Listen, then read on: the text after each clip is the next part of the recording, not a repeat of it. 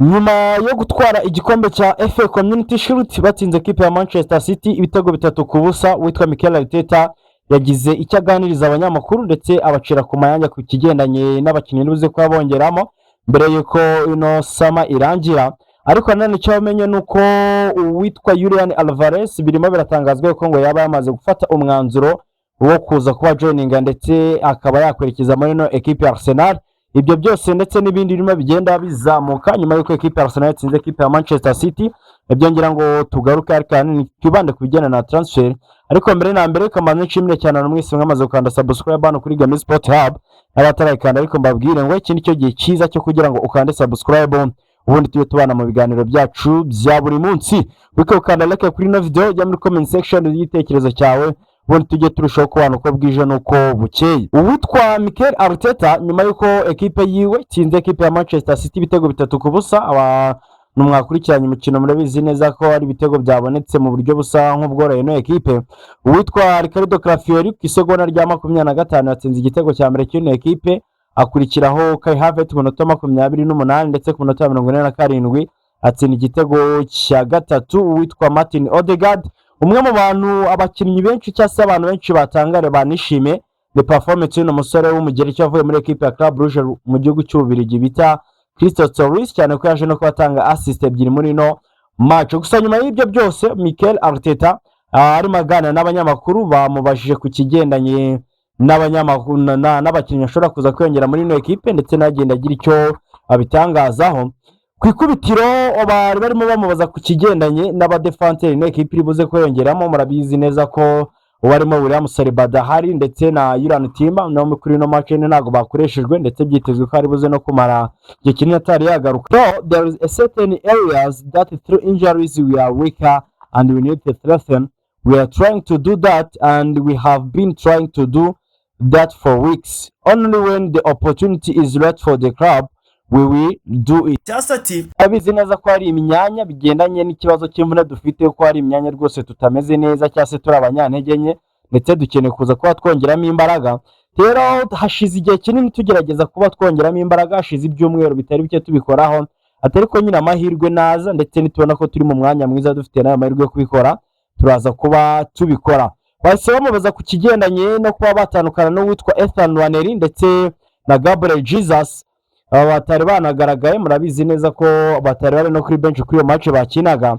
Rangije aravuga ngo none of whom were in the squad for Manchester City game but it's only about the plan of the game. Ati nibyo nta numwe wari uri kuri no match, nta numwe wari uri no ku rutonde rw'abakinnyi bari buze kwifashishwa, atari ibyo byose ni ibigendanye n'imyanzuro ya tekinike y'ibigendanye n'umukino gusa. Suko twareshakaga kuza kuba tumugurisha cyase suko ari abakinnyi nyine tudafite muri gahunda zacu, ahubwo nuko bigendanye n'abakinnyi bajya kuri fedo match ndetse n'ibyo twatekerezaga twe nk'abatekinisiye nibyo twakoze ariko n'ayindi mpamvu.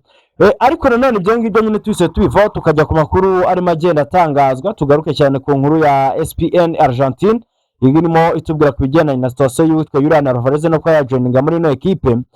Bagusubije inyuma bundi uwitwa Julian Alvarez ni umwe mu bataka bahari equipe Arsenal maze igihe kinini igendaho, ni umwe mu bakinnyi n'equipe Arsenal akurikiranye by'igihe kirekire. Murabyereka ko guhera mu kwezi kwa gatanu ngira ngo nibwo ino equipe yatazo cyuko we ku giti ciwe yifuzaga kuza kwa joining equipe ya Barcelona iza kuba inatanga bid ya Atletico Madrid razanga.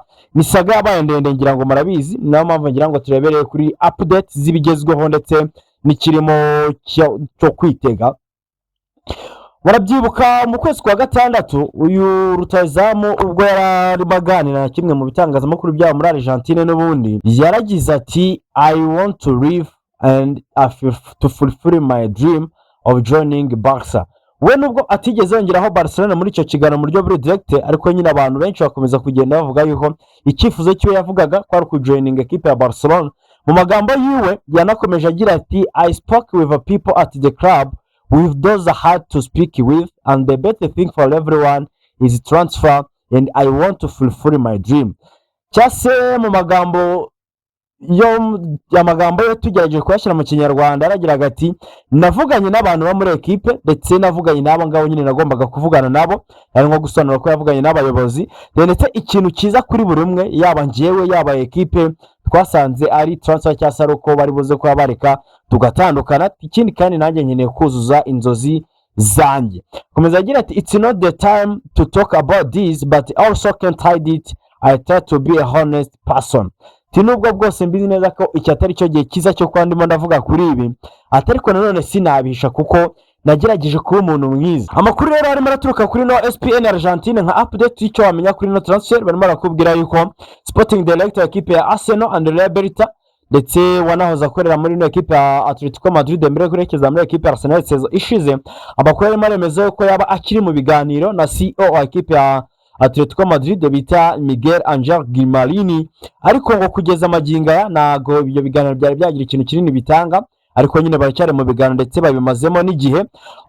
ESPN Argentine katubwira ngo uwitwa Mikel Arteta ku giti cyiwe yaba yahamagaye uwitwa Julian Alvarez akamuganira ndetse agerageza kumukomveka no kumumvisha uko akwiye kuba yaba joininga amuganiriza buri kimwe cyose na gahunda amufiteho n'icyifuzo cyiwe. Nubwo bimeze bityo ariko nubwo Mikel Arteta yaba yahamagaye uwitwa Julian Alvarez we ku giti cyo nyine ngo icyifuzo cyiwe kiracyari cya kindi kimwe cyo kuza kuba joininga equipe ya FC Barcelona mbere yuko yakwerekeza ahandi hantu ahariho hose.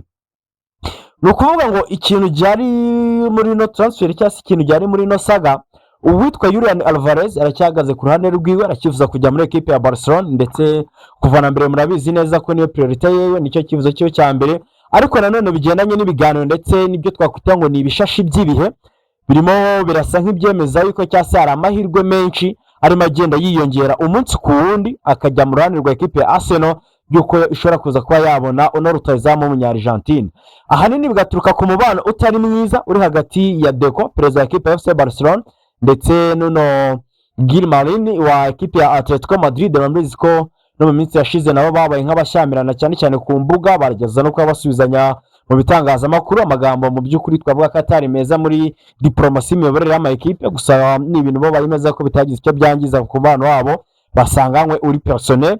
Ikindi ni ibiganiro biri gukomeza kugenda biba hagati y'uwitwa Andrea Berta ndetse n'ubuyobozi bwa Atletico Madrid, cyane ko ari ahantu yabaye na ahantu yakoze ndetse hari uburyo bamufata bitandukanye. Ubwo buryo rero nayo mahirwe no mu bana bakomeje kugirana, ibinyamakuru byinshi bakomeza bitubwira yuko ari ibiganiro barimo bikomeza kugenda banagirana, akababwira ati ariko Julian Alvarez nimba yifuza kugenda, nimba yabamenyesheje abatangarije icyifuzo cye cyo kuza kwava hano, nta mpamvu yo kugira ngo mumushyire muri equipe twamaze igihe kinini duhangana, cyane ko nawe ngo arimo arabaganiriza nyine yifata cyangwa se yisanisha nabo nk'umuntu babanye, akanabumvisha ko ari umuntu nyine ukiri ku ruhande rwabo na equipe ya Atletico Madrid yabayemo igihe kinini ndetse yanakoreyemo. Akababwira ati rero ikintu cyiza cyo gukorwa nibyo mushobora kuza gutandukana na Julian Alvarez, ariko nimumushyire muri equipe muhanganye direct mu buno buryo bwa kano kanya muri La Liga, ahubwo mukaba mwamuduha cyane ko natwe ari umwe mu bakinnyi dukeneye kuza kuba dukoresha. Ndetse andi makuru akemeza yuko ari transfer ino equipe Arsenal igiye gushyiramo imbaraga ku buryo ubwo aribwo bwose n'amahirwe yayo kuza kuba yabona n'umukino akakomeza kugenda asa nk'ayiyongera, bigendanye no kwa equipe ya FC Barcelona imaze no kwisinyisha witwa Rodri, ngira ngo ayo makuru nawe mwamaze kuba muyabona, yamaze kuba asinya turutse muri equipe ya Manchester City.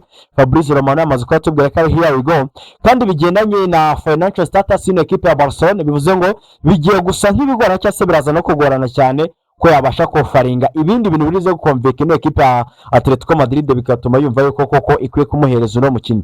No gutegereza tukareba rero ngo biraza kugenda gute, gusa icyo wabamenye nuko hari ibiganiro birimo bijya mbere yaba hagati ya Atletico Madrid na Arsenal bigendanye ubwo binyuze mu bayobozi babwo aba Gimarini ndetse na Andrea Berta, ariko rero hari ibindi biganiro binafite ikintu kinini nyeka ko biri byo gufasha muri no transfer biri kuba hagati y'uwitwa Mikel Arteta ku giti cyiwe ndetse n'umukinnyi wita Julian Alvarez. Ibyo byose rero akaba ari byo dukwiye gutegereza tukarebera hamwe, ariko ikindi wamenye nuko equipe ya Arsenal yari yashirwa kuri deal y'uwitwa Ezil Konsa, ni deal bagikomeje gukurikirana ndetse amahirwe menshi rero ko ngo ari buze kuba bagira icyo bayikoraho. Sohoka amashimire cyane mwese twabanye, uretse gukanda subscribe n'umutara wayikanda ujya muri comment section n'igitekerezo cyawe se bigendanye na performance wabonye kuri equipe ya Arsenal, yaba Kai Havertz ndetse na Victor Gyökeres mu gihe bari barimo bataka.